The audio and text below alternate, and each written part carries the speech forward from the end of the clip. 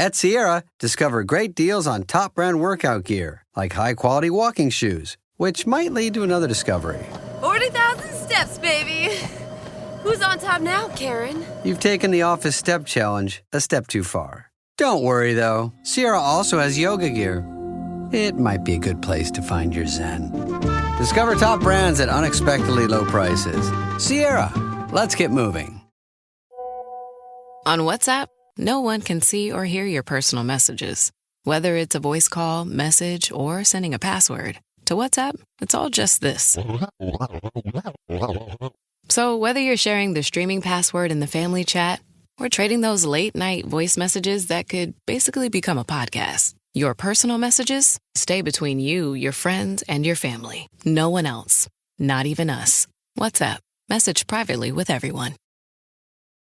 This is Optimal Living Daily. Sheer willpower won't work. If you want to change your habits, try this instead. By Paula Pant of affordanything.com. And I'm Justin Malik. Happy Friday. Welcome to the podcast where I simply read blogs to you for free, covering personal growth and self-help topics like mindfulness, minimalism, self-care, meditation, and a lot more. If you like any of these episodes, I'd greatly appreciate you sharing this show with someone and getting them to subscribe. It would mean a lot. But with that, let's get right to today's post and start optimizing your life. Sheer willpower won't work. If you want to change your habits, try this instead. By Paula Pant of affordanything.com.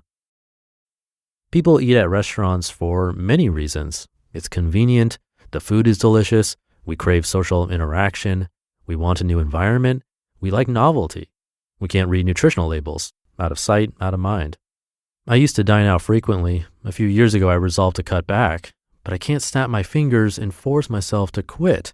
Willpower is weak. To create sustainable change, I need to discover the root cause. Why am I dining out? There are plenty of potential reasons: taste, socialization, atmosphere, convenience. What's motivating me? This isn't a theoretical question. It's mandatory if I want to change. The power of habit. A few years ago, I read the book The Power of Habit by Charles Duhigg. When I reached the end, I immediately flipped back to the beginning and started rereading. It's that good.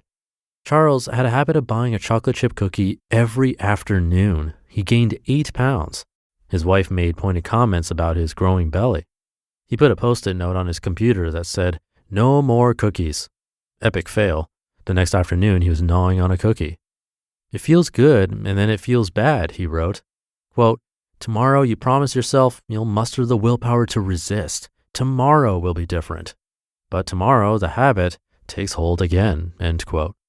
He turned to psychology for the answers. Experiments show that there are 5 categories that serve as habitual cues: location, time, emotional state, other people, and immediately preceding action. This makes sense.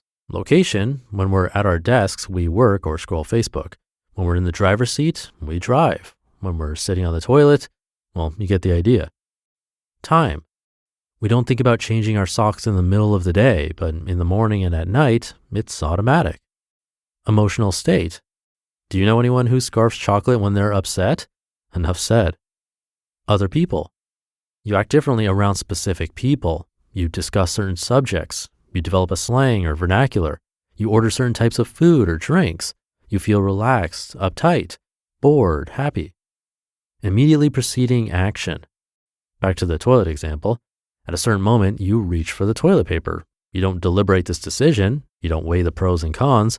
It's a reflex. Charles wanted to apply this psychology lesson to his own life. So every time he felt the urge to buy a cookie, he jotted down some notes. Location, sitting at desk. Time, 3:36 p.m. Emotion, bored. Other people, none. And preceding action, sending email. He continued taking notes daily until he saw a pattern. 4 out of 5 of these factors fluctuated. Only 1 stayed constant: the time of day. Quote, "The reward I was seeking was a temporary distraction, and the habit triggered between 3 o'clock and 4 o'clock," end quote. So he found a different way to grant himself the same distraction. Rather than buying a daily cookie, he started taking a 10-minute break to chat with a friend every day between 3 p.m. and 4 p.m. He even set an alarm on his watch for 3:30 to remind himself to do this. It worked. how to stop eating at restaurants. Back to the restaurant dilemma.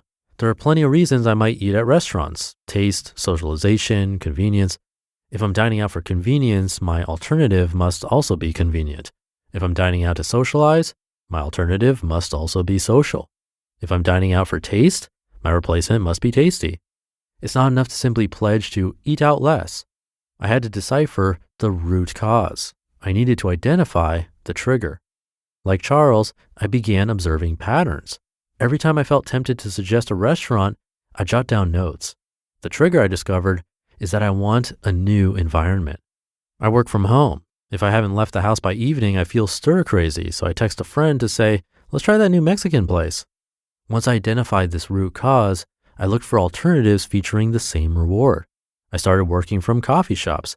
I began running midday errands. I got a gym membership. I get the same reward, a new environment, without spending hundreds at restaurants. Habits are hard to break. I could have written a simple blog post that says top 10 ways to save money. Number 1, stop dining out, but that would be intellectually lazy and ineffective. I could have written a blog post that says top 10 ways to save money. Number 2, drop your gym membership. Number 3, avoid coffee shops. But those tips would be counterproductive in my situation.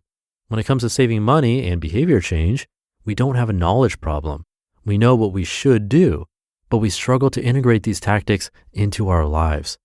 Behavior change requires more than a top 10 list post. It requires a deeper look at our motivations and triggers.